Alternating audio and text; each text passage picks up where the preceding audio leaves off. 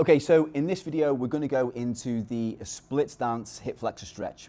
So what we're going to do is to use a box, or we can use a step, a bench, or even if you're at home, like a chair, anything that's just, around something that's around about knee height. Okay, so what we're going to do is get into the split stance position and almost kind of adopt like a little bit of a lunge by going into it, like a lunge kind of position where we put all the weight in that forward kind of leg. Okay, so what we're going to do is to put the right leg forward, and the left hand is going to go onto the actual box itself, okay, yeah, or the chair.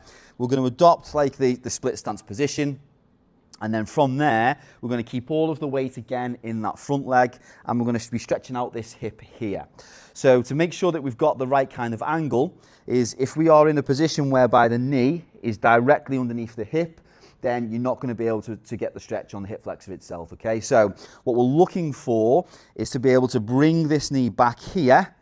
So then if we now bring ourselves now forward in that position, like so, at that point there, you can feel then like a nice light stretch, okay? That's what we're looking for, okay? Because then what we can then do is from that light stretch, you're then going to come back up to the top like so. And then from there, hand on your back, keep yourself nice and upright, push yourself nice and upright, bend the knee, come all the way down, and then you'll feel quite then a significant stretch on this hip here all the way through. And so that's what we're looking for. Find the point where you take the knee back, where you feel a light stretch there at the bottom. Then you're going to come up to the top, keeping the weight on this front leg, hand on your back, and then it allows you then just to bend that knee, but to really lift yourself up. And the more you lean back, the more you're going to get the stretch on the hip as well, and then come back up to the top. So the main kind of point with this one is always to remember to keep more weight on that front leg.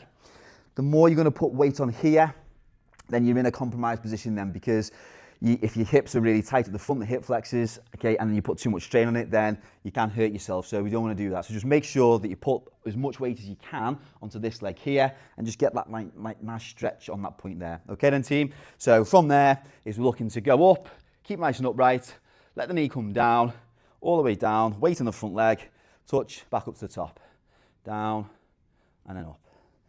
Down and then up, like so. And again with that, we're looking to go for 20 repetitions on one side, switch over, 20 repetitions on the other. Away you go.